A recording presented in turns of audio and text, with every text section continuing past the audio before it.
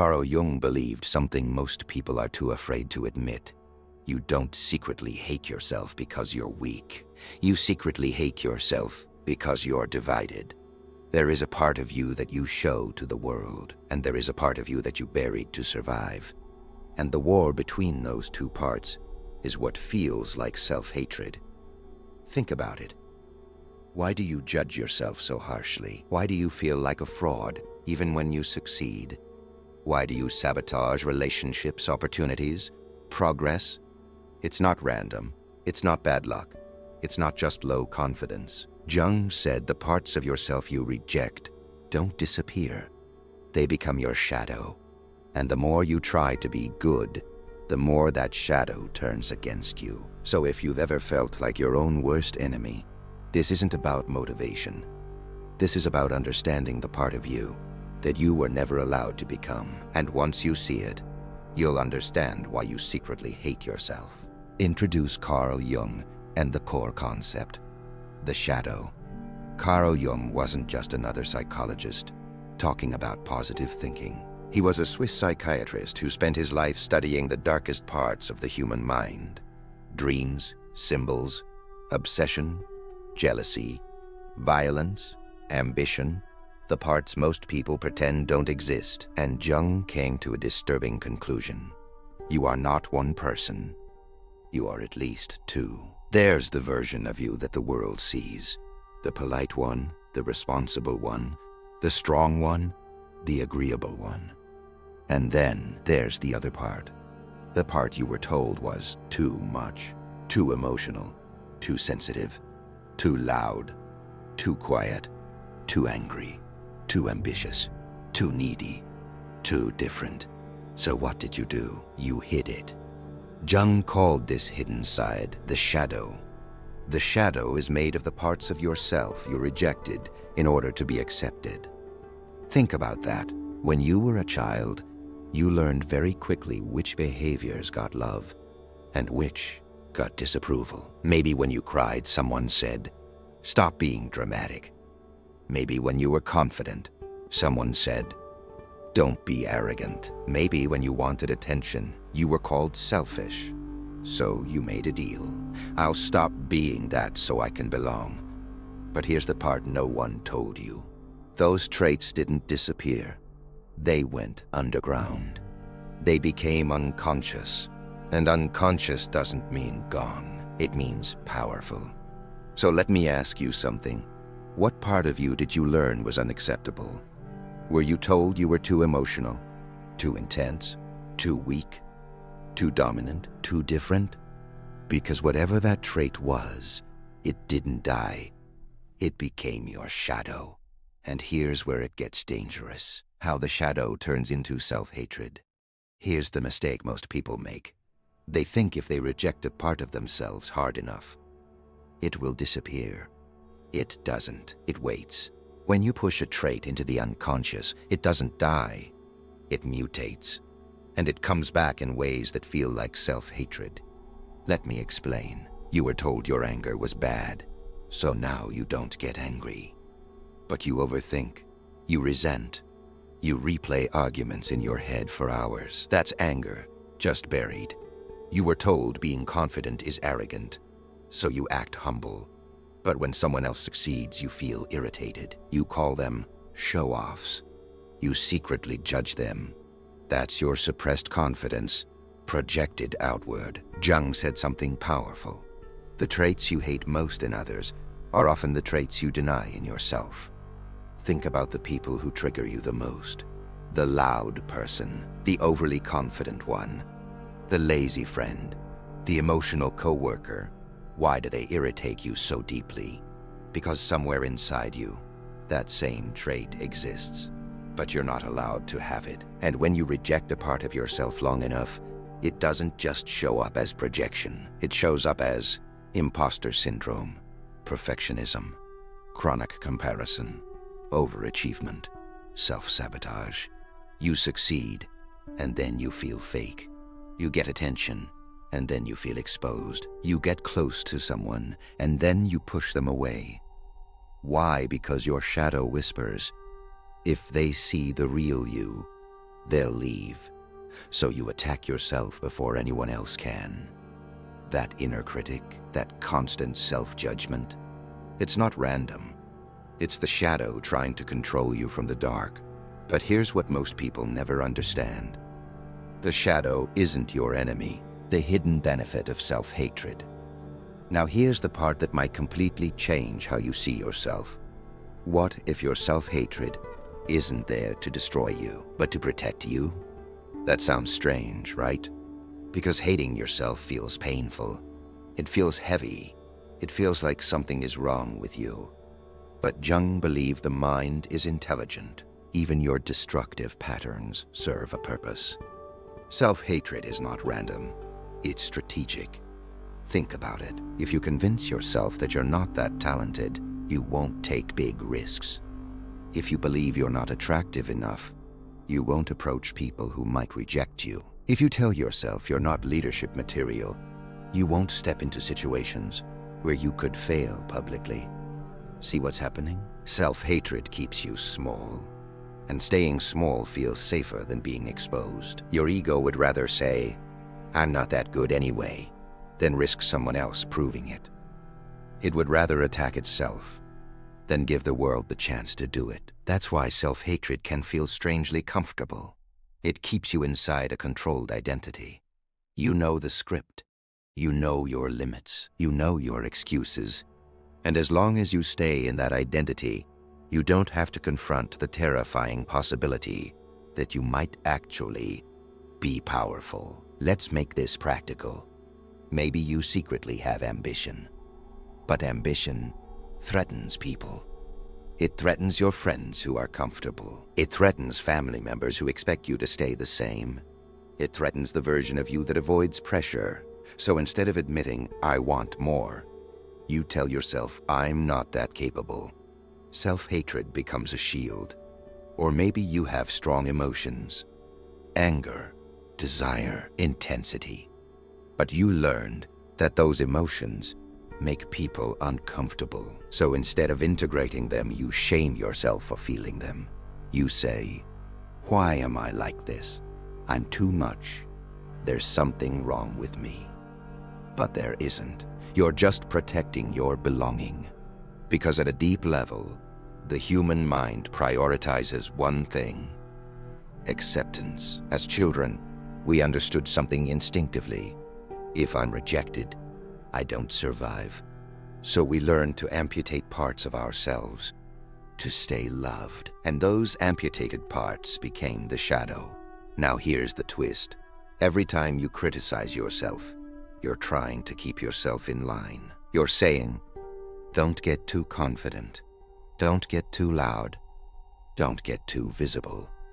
Self-hatred is distorted self-protection. It's your mind saying, if you stay small, you'll stay safe.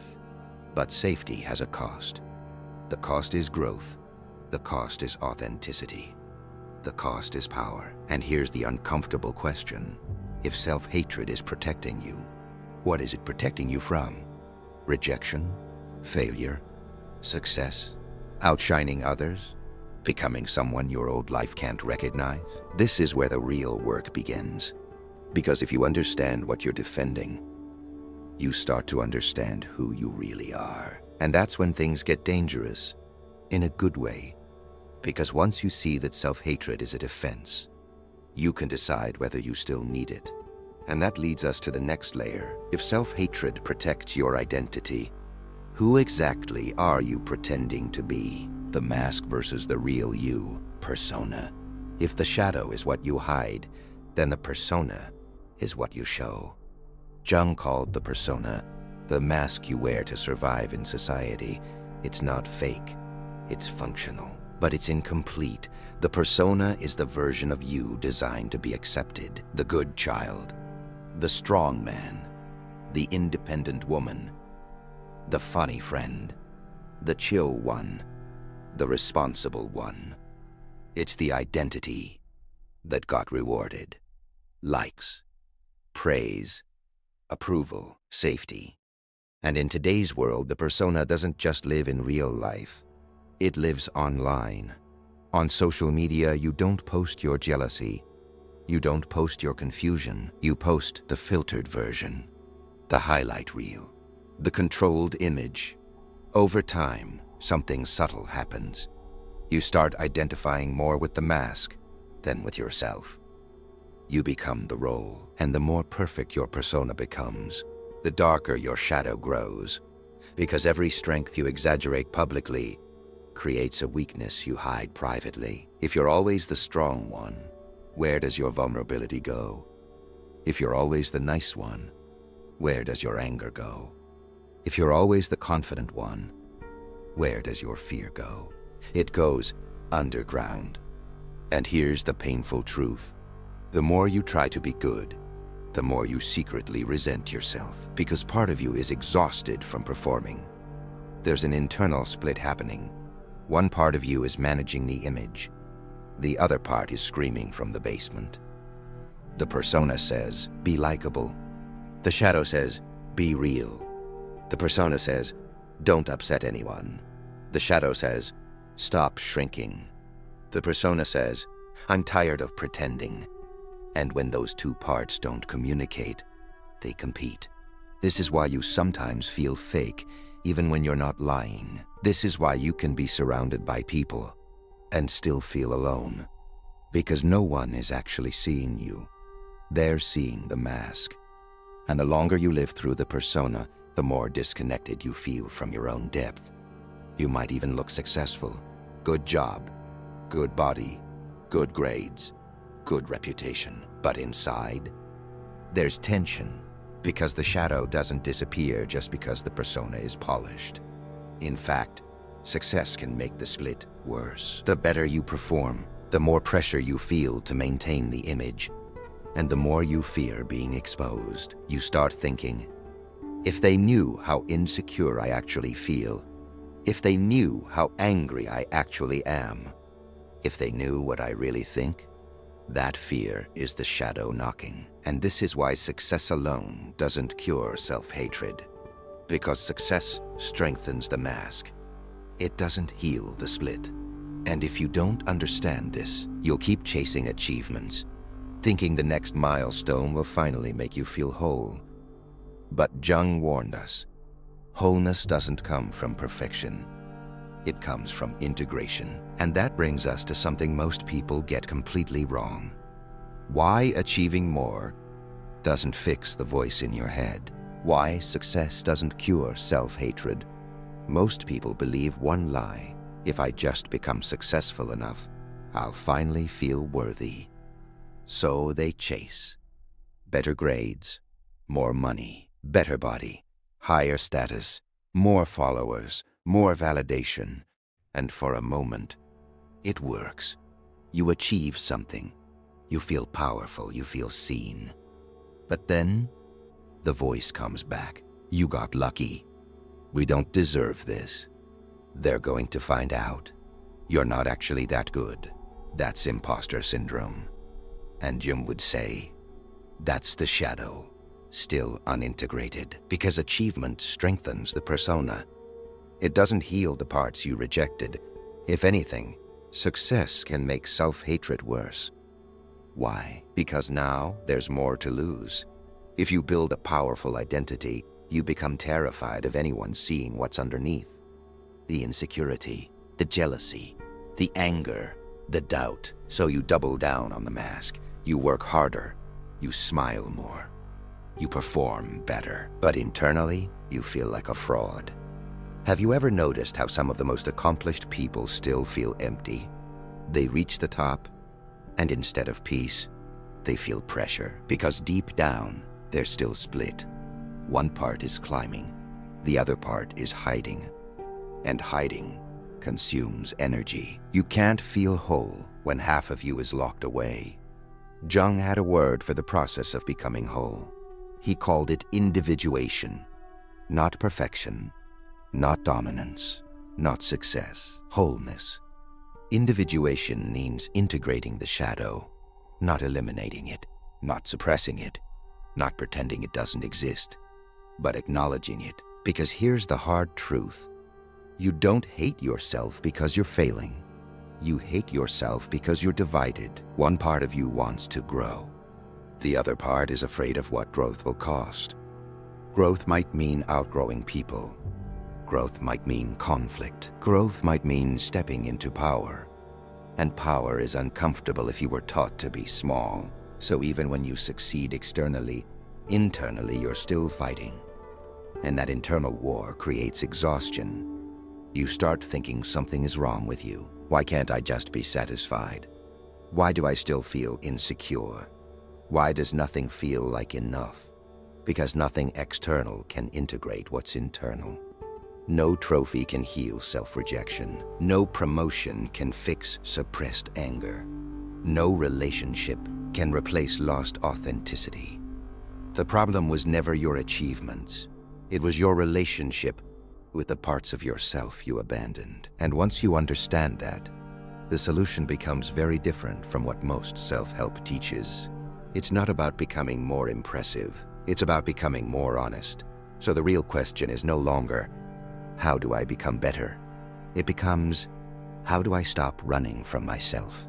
And this is where Jung gives us something powerful. Because the version of you that you hate might be the exact version that sets you free. The solution, shadow integration. So how do you stop hating yourself? Not by forcing positive thoughts. Not by pretending you're confident. Not by silencing the voice, but by turning toward it. Jung believed that what you resist controls you, and what you bring into awareness transforms. Shadow integration doesn't mean becoming reckless. It doesn't mean acting out your anger or indulging every impulse. It means acknowledging what's already there. Let's make this practical. Step 1. Notice your triggers. Pay attention to the people who irritate you the most. The arrogant one, the lazy one, the dramatic one, the overly emotional one, the dominant one. Ask yourself honestly, why does this bother me so much? Not on the surface. Go deeper. Is it because they are expressing something you were never allowed to? If you hate arrogant people, maybe you suppressed your confidence. If you hate lazy people, maybe you never allowed yourself to rest. If you hate emotional people, maybe you buried your own feelings to survive. Your triggers are mirrors, and mirrors don't lie. Step 2, own the trait. This is uncomfortable. Instead of saying, I'm not like that, try saying, where does this exist in me? Not, am I arrogant? But where do I crave recognition? Not, am I lazy? But where am I exhausted? Not, am I selfish? But where have I ignored my own needs? You're not labeling yourself as bad. You're reclaiming energy. Because every trait has two sides. Confidence can become arrogance. Rest can become laziness. Self-focus can become selfishness. The shadow isn't evil. It's exaggerated potential. Step 3, stop moralizing your emotions. This is crucial. Anger is not evil. Jealousy is not evil. Ambition is not evil. Desire is not evil. They are energies. When you judge them, you push them underground. When you observe them, you understand them. Instead of saying, I shouldn't feel this, ask, what is this emotion trying to tell me? Jealousy might reveal what you truly want. Anger might reveal a violated boundary. Ambition might reveal your suppressed potential. Your emotions are messengers. Stop shooting the messenger. Step 4, small acts of authenticity. Integration doesn't happen in one dramatic moment. It happens in small, conscious choices. Speak one truth you usually hide. Set one boundary you usually avoid. Admit one desire you've been embarrassed about. It might feel uncomfortable. That discomfort is growth, because every time you act in alignment with your full self, the split becomes smaller. The persona relaxes. The shadow feels seen. And something powerful happens. The inner critic loses strength because it no longer needs to scream. When you acknowledge a part of yourself, it stops sabotaging you. The version of you that you hate might actually be your confidence waiting to be expressed, your anger waiting to protect you, your ambition waiting to lead you. Self-hatred fades when self-knowledge increases. And once you start integrating your shadow, you don't become darker, you become whole. And that's where real power begins. But before we close, there's something even deeper you need to understand. Because the parts of you that scare you the most might be the exact parts that change your life. Let's slow this down for a moment. Think about the part of you that you've been fighting your entire life. The emotion you try to control, the desire you try to minimize, the trait you try to hide. What if that part isn't your weakness? What if it's your untapped power? Jung believed the shadow doesn't just contain what's bad, it contains what's powerful. Your suppressed anger? That might be your ability to defend yourself. Your buried ambition? That might be your leadership. Your hidden intensity? That might be your passion. Your jealousy? That might be a map pointing toward what you truly want. The shadow is not a monster, it's a vault. And most people spend their entire lives guarding that vault, instead of opening it. Because opening it requires courage. It requires admitting, I am not just the nice one. I am not just the strong one. I am not just the calm one. I am more than the mask I wear. And that's terrifying, because once you see yourself clearly, you can't go back to pretending. You can't shrink the same way. You can't stay silent the same way. You can't play small the same way. Integration changes your posture. It changes how you speak. It changes what you tolerate. It changes what you pursue. When you accept your anger, you stop letting people cross your boundaries.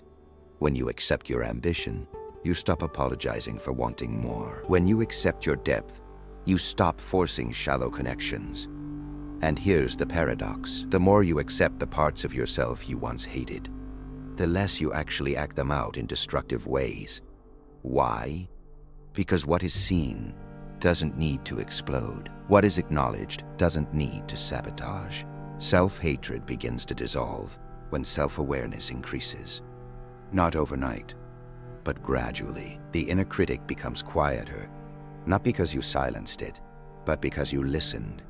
You stopped fighting yourself, and something subtle happens.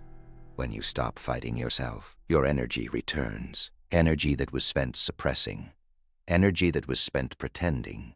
Energy that was spent comparing. It comes back, and you feel solid, not perfect, not flawless, but integrated. Jung didn't believe the goal of life was to become pure light.